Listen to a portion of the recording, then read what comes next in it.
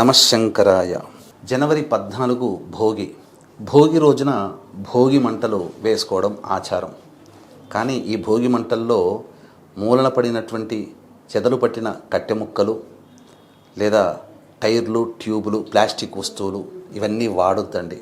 శాస్త్ర ప్రకారము పంచపల్లవాలు అంటే రావి, మేడి, జువ్వి, మోదుగ, మర్రి ఈ 5 వృక్షముల కాండములని గుట్టగా పోసి, అలాగే ధనుర్మాసం ప్రారంభమైనప్పటి నుంచి భోగి వరకు కూడా ప్రతిరోజు మనం గొబ్బెమ్మలు పెడతాం కదా, వాటితో తయారు చేసిన పిడికలు కానీ ఆ యొక్క గొబ్బెమ్మలు కానీ గుట్టగా వేసి శుద్ధమైన ఆవు నేతిని వేసి పచ్చకర్పూరంతో వెలిగించి మధ్య మధ్యలో ఆవు నెయ్యి వేసి మంటలు బాగా ఎగసిపడేంత వరకు చేయాలి.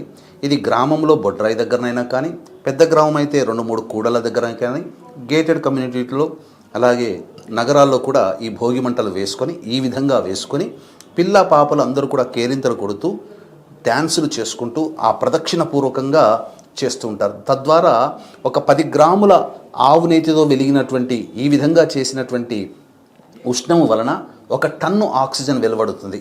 ఇన్హేలర్తో సంబంధం లేకుండా మన ముక్కు పుటాలన్నీ శుభ్రమైపోతాయి, శరీరంలో ఉన్నటువంటి సూక్ష్మక్రిములు నశించిపోతాయి. తరువాత ఆ యొక్క భోగి బూడిదని మనం నుదుటిన ధరించాలి. పిల్లలు, పెద్దవాళ్ళు ధరిస్తే దిష్టి దోషం తొలగిపోతుంది. ఇక జనవరి 15వ తేదీన వారసులుగా ఉన్నవాళ్ళు తమ పితృదేవతలు తల్లిదండ్రులకి సంబంధించి వాళ్ళకి రుణం తీర్చుకోవడం కోసం పిండ ప్రదానము, తర్పణాది కార్యక్రమాలు అలాగే వస్త్రదానము ఖచ్చితంగా ఈరోజు చేయాలి. ఒకవేళ అవకాశం ఉండి చేసుకోలేకపోతే మన పీఠం ఆధ్వర్యంలో మహామహిమాన్విత సుప్రసిద్ధ కాశీక్షేత్రంలో గంగానదీ తీరాన బ్రాహ్మణులని కర్తగా పెట్టి పిండ ప్రదానము, తర్పణాది కార్యక్రమాలు జనవరి 15వ తేదీన సంక్రాంతి, జనవరి 18 పుష్య అమావాస్య ఆదివారం కలిసి వచ్చే 2 రోజుల్లో ఈ కార్యక్రమాలు పిండ ప్రదాన, తర్పణాది కార్యక్రమాలు చేయించడం జరుగుతుంది.